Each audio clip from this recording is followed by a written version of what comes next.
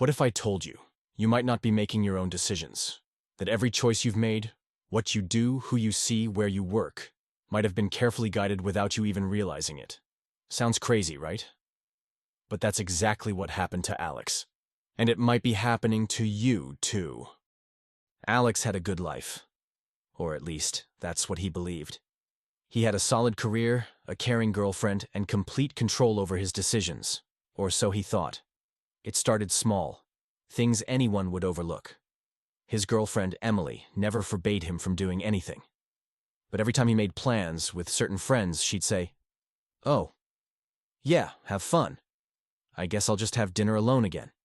She wasn't angry. She wasn't stopping him. But somehow he started seeing them less. At work, he was miserable.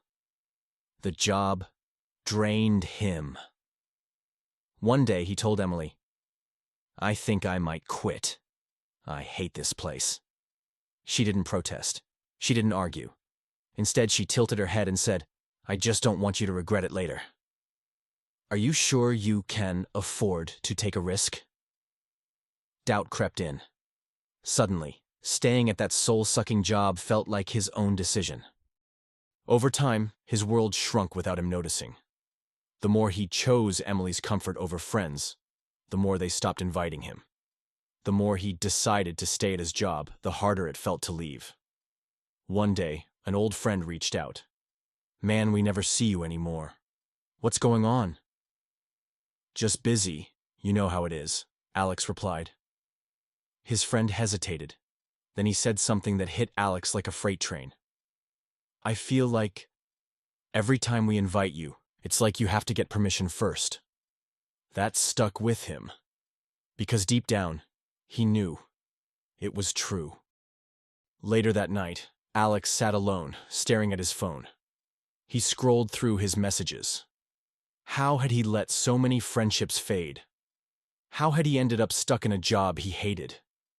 Then it hit him. He had never been free. Emily never forced him into anything. She never said no. Instead, she guided his choices. Subtly, softly, perfectly. She made sure every decision felt like his own. But it wasn't. She had been designing his choices all along. Alex looked in the mirror, his stomach turning. How many of my choices were never mine at all? And here's the real question. Could this be happening to you? How many times have you made a decision that wasn't really yours? A job you stayed in? A friend you drifted from? A goal you abandoned? Drop a comment if you've ever felt like someone was subtly guiding your decisions. And if you want more stories, techniques, and psychological breakdowns on manipulation, control, and influence, hit subscribe. You don't want to be the only one in the dark.